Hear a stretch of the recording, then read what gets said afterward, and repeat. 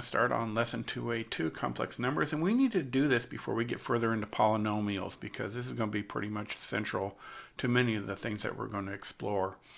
So let's do a quick recap from your algebra courses, Algebra 1 and Algebra 2. So you have an imaginary unit I. Now, this is an accident, well, it's not an accident in history. Rene Descartes, the one who coined imaginary numbers, he was making fun of the Italians who were exploring this in the 15th and 16th century. Unfortunately, it stuck. There's nothing imaginary about these. What the imaginary numbers do is make our complex number system closed.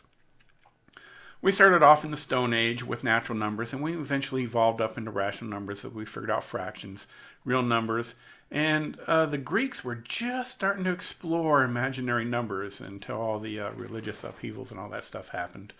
And that got put to the wayside until the Italians took it up again in the 14th and 15th century and started exploring this. Complex numbers is a vital part of our mathematics. We cannot explore many of the electromagnetics, our quantum mechanics, even cartography with polar work is dependent on complex numbers. So it's going to be very vital for all the math that you take from here on out. So just real quick, I, which represents the imaginary number, is nothing more than defined as the square root of -1, where I squared is basically knocking out that root right there is -1. So you want to have this, of course, memorized before we go any further. And our standard form is just a plus bi.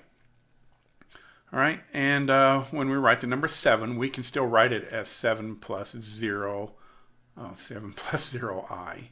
All right, so we don't really do that. We just write the number 7. Okay, so let's go ahead and get on to some of the examples that we're going to do in class. And what we have here is we're going to write in standard form a plus bi. All right, and remember, square root of -1 is equal to I. And that's what we're going to do here. We're going to take this, and I'm going to go ahead and rewrite this one as square root of 9i. Well, square root of 9 is just 3, so I have 4 plus 3i. We can continue. Again, we're talking a closed operation. I mean, you can't still divide by 0. That causes all kinds of things like cats and dogs falling from the sky. But what we have here is we just have our 5 and 6 play with each other, and this is addition. We can have done subtraction, multiplication, whatever. So that's just going to be 11, and I have 1i and -2i. That just leaves me with a -i, and we're done. Binomial multiplication, so we can just distribute, use the distributive property. So I'm going to have 1 times 3 is 3. Then I'm going to have -2i, distributing that 1. Then it's this guy's turn, so I'm going to have plus 3i. And here's where you got to watch out to make sure you're not making a mistake. This is minus 2i squared. Now if you remember, I squared is nothing more, like I'm squaring this right here, is I squared is equal to -1.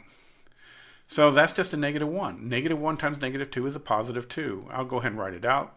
So that's going to be 3 plus I, and that's going to be a positive 2. So that's 5 plus I. All right, moving on. So we're going to look at conjugates, and this is a huge deal in what we're going to be doing. We're going to spend a lot of time on conjugates. Conjugates is basically if you have a plus bi, the conjugate is going to be a minus bi. And it does a lot of things for us. Geometry-wise, if you want to look at a geometric representation, if we have x plus iy, its conjugate is x minus iy. This is the imaginary axis, and this is the real axis. And hopefully you explored this in Algebra 2. All you're doing is just reflecting across the real number line right here, the real axis. And when you do that, when you multiply the two together, you're going to get a solution that falls on the real number line. It's going to fall somewhere over here, or it can fall just about anywhere. But these have a very cool relationship. And again, if we do polar, we may explore some of that. We'll see. So to write the conjugate, again, is a very simple exercise. It's going to be 6 minus 3i. And then, of course, we want to go ahead and multiply them because that's the whole reason that we're going to be doing this. So I'm going to go ahead and work this one out, but I'm going to do a lot of mental math on the second one. So that's going to be 36. And that's going to be minus 18y. I didn't say y. And that's going to be a plus 18i. and that's going to be a minus 9i squared. These cancel out, so I have 36. That's a negative 1. Negative 9 times negative 1 is a positive 9, and that gives me 45.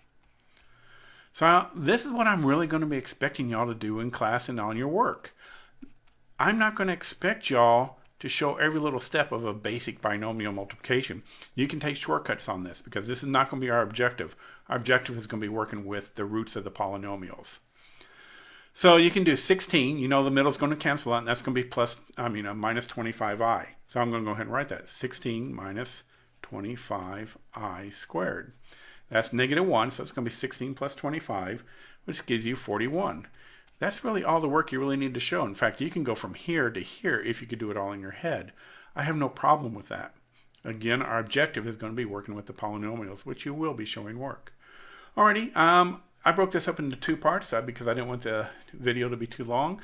So I'll continue on part 2 here shortly.